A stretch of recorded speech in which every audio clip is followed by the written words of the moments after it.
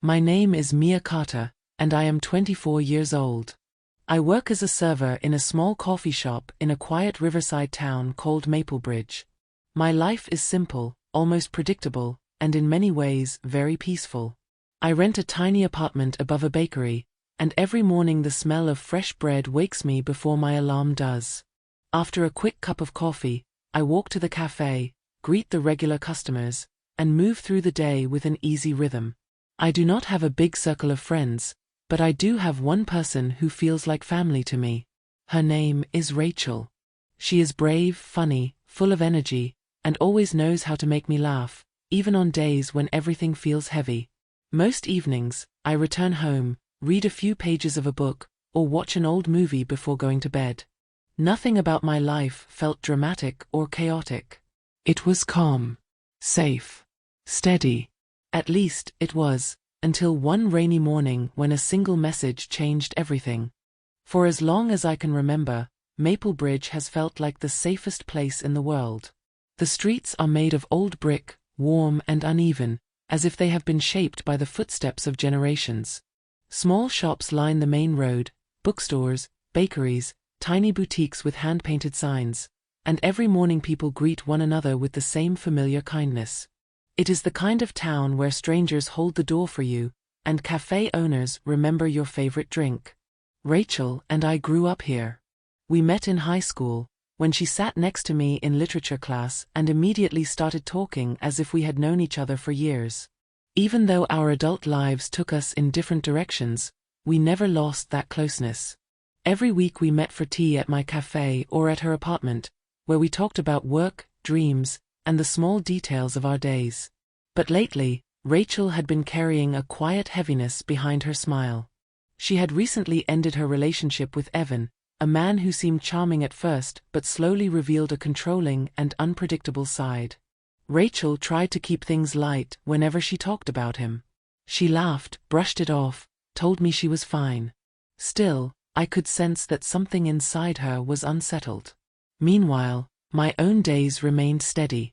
I made lattes in the morning, listened to the gentle ring of the cafe door as customers came and went, and enjoyed the soft music playing in the background. Everything felt predictable, almost soothing. Sometimes I wondered if life would simply continue this way, quiet, easy, without surprises. I didn't realize that this peaceful rhythm was fragile. I didn't know that beneath its surface, something was shifting. And I certainly didn't know that a single moment, one message, one rainy morning, was about to challenge everything I believed about safety, routine, and the quiet little town I called home. The morning of the incident felt different from the start. The sky was heavy with gray clouds, and the rain fell in thin, icy lines that stung my cheeks as I walked to the cafe. When I unlocked the front door and stepped inside, the quietness felt unusually sharp, as if the world was holding its breath. I had just turned on the lights when my phone buzzed. It was a message from Rachel. Mia, come to Maplebridge Station, Platform 7. 11 a.m. I need you.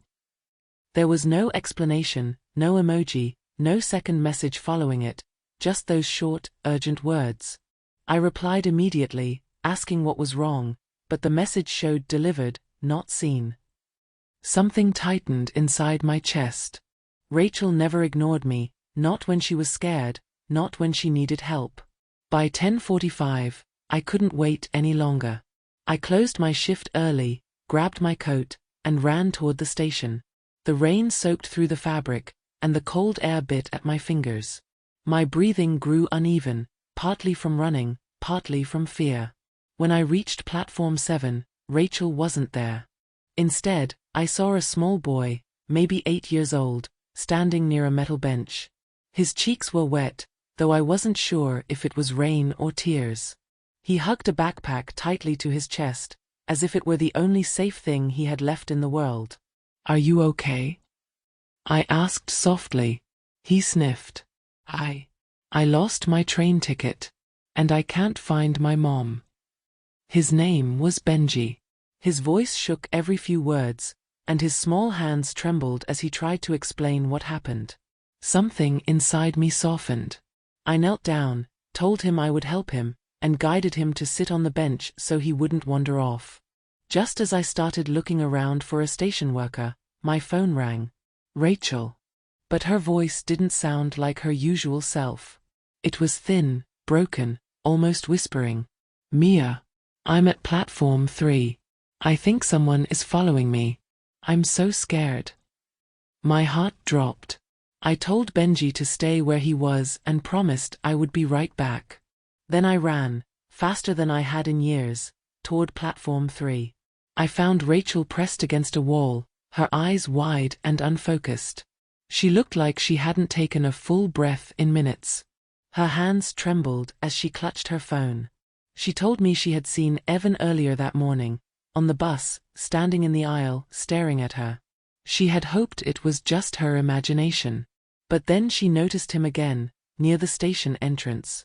She was certain he had followed her. A chill spread across my skin. I took her by the arm and brought her to the customer assistance office. The staff listened carefully, promised to check the security cameras, and alerted station security. But even with their reassurances, a knot of dread stayed in my stomach. And then it hit me. I had left Benji alone. A lost child, waiting for me on a cold bench, trusting that I would come back. I turned toward platform 7, praying he was still there. When Rachel and I hurried back to platform 7, my stomach twisted with guilt. For a moment, I feared Benji might have wandered off, scared and alone. But he was still there, sitting stiffly on the cold bench, his backpack clutched to his chest. His lower lip trembled, and his eyes were glossy with tears he was trying desperately not to shed. "I'm so sorry, Benji," I said as I knelt in front of him. "I didn't mean to leave you for so long." He didn't say anything, just nodded, as if afraid speaking might make him cry. Rachel placed a gentle hand on his shoulder, her own hands still shaking slightly. We guided him to the information desk, hoping they could help us locate his mother. The station worker, a patient-looking man in his 40s, asked Benji a few simple questions. His mother's name, where he was traveling, what time they arrived. While he typed the information into the system, Benji suddenly murmured, "There was a man. A strange man. He asked me where I was going. Right before I lost my ticket." My breath caught. I looked at Rachel. Her face turned pale instantly, as if the air had been sucked out of her lungs. The worker exchanged a troubled glance with one of the security staff members standing nearby. They quietly invited us into the small security office behind the desk, where several monitors displayed footage from cameras around the station. One of the guards rewound the footage from platform 7. And there he was. A tall man with a dark jacket approaching Benji. He leaned down, said something to him, and then walked away. Moments later, Benji reached into his pocket and looked around in panic. I felt a wave of cold dread wash down my spine. "Is that the same man you saw?" the guard asked Benji gently. Benji nodded. But the nightmare wasn't over.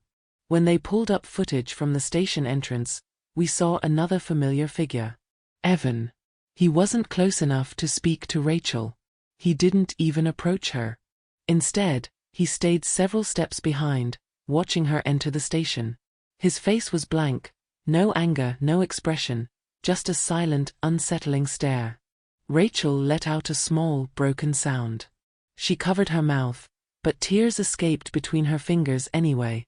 The guard paused the video, but the image of Evan frozen on the screen was already burned into our minds. "I tried to end everything," Rachel whispered. "I thought he would just disappear. I didn't think he would come after me. I didn't think he would actually follow me here." She folded into herself, shoulders shaking, and I pulled her into a tight hug. She had held herself together for so long, pretending she was fine, pretending she wasn't scared. Seeing the truth laid out in front of her shattered whatever strength she had left. In that moment, I felt the weight of everything crashing down on us. The fear, the confusion, the sudden realization that our lives were not as safe as we had believed. The peaceful world we both knew had fractured, and there was no denying it anymore. After we finished giving our statements to the security officers and filling out the necessary reports, Rachel and I were guided to a quiet waiting room near the assistant's office. The room was small, with pale walls and a long wooden bench, but at that moment it felt like the world had shrunk to that single space. We sat side by side in silence, listening only to the distant announcements echoing through the station and the steady hum of fluorescent lights overhead. Rachel's hands were still trembling. She held them together tightly, as if trying to keep herself from falling apart. I could see the exhaustion in her eyes, layers of fear, confusion, and weeks of hidden anxiety rising to the surface now that she could no longer pretend everything was fine. "I feel so weak," she whispered, staring at the floor. "I should have handled this better. I should have been stronger." Hearing her say that broke something in me. Rachel had always been the brave one, the girl who spoke her mind, who laughed loudly, who fought for what she believed in. But now she looked so small, like she had been carrying a weight far heavier than she could admit. "You're not weak," I told her softly. "You asked for help. You trusted someone. That takes courage. Real courage." She blinked, as if she had never considered that possibility. A single tear slid down her cheek, and she didn't bother to wipe it away. Sitting there with her, I realized something important. Sometimes the strongest people are the ones who hide their fear the best. Sometimes the calmest lives, like mine, can be shaken without warning. And sometimes, the things we assume are stable can crumble in a single day. But another truth became clear to me as well: facing uncertainty is easier when you're not alone. The rain outside had slowed to a soft drizzle, tapping lightly against the station windows. For the first time since the day began, I felt a gentle sense of clarity. Life could change suddenly, painfully, without warning. But what mattered was how we gathered ourselves afterward, and who we allowed to stand beside us when everything felt uncertain. And in that quiet room, I silently promised myself that I would not let Rachel face any of this alone. We walked back to the information desk with Benji, guiding him carefully through the crowd. He held Rachel's hand tightly, as if afraid he might disappear again if he let go. The staff member who had been helping us earlier smiled reassuringly at him before making another round of calls through the system.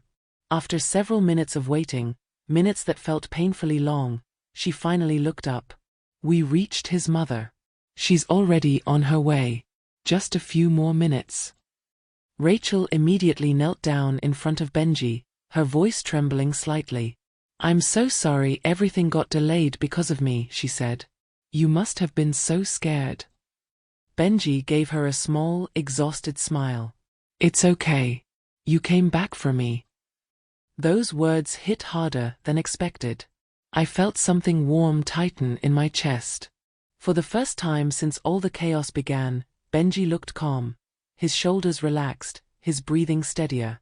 It was as if simply knowing he wasn't alone had given him back his sense of safety. When his mother finally arrived, she ran toward him, tears streaming down her cheeks.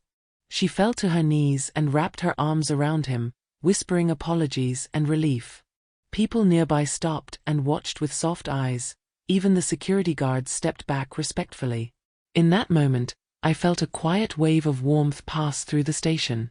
Despite every dark and frightening thing that had happened, humanity still had pockets of light, moments where kindness felt louder than fear. A few days later, life began to settle again. Rachel and I returned to the cafe where we worked, though something between us had shifted.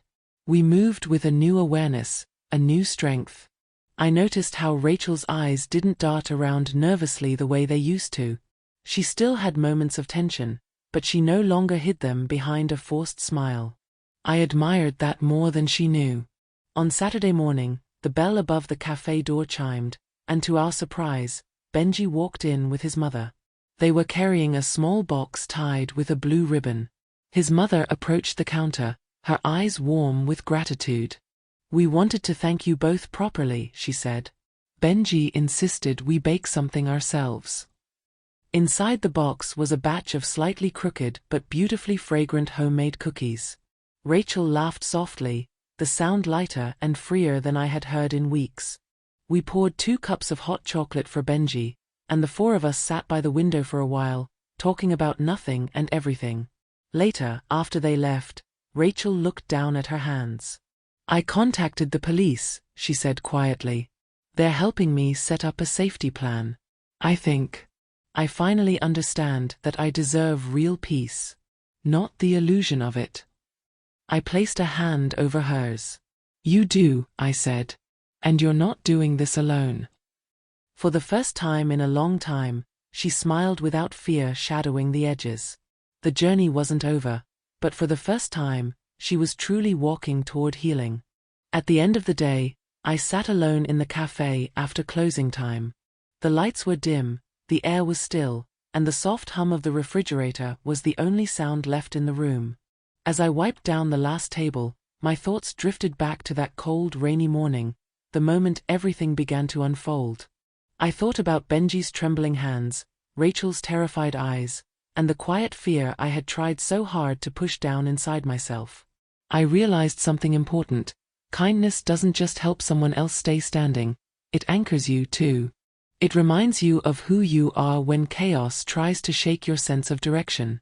Sometimes, even the smallest act, a calm voice, a gentle hand, a moment of courage, can change someone's entire day.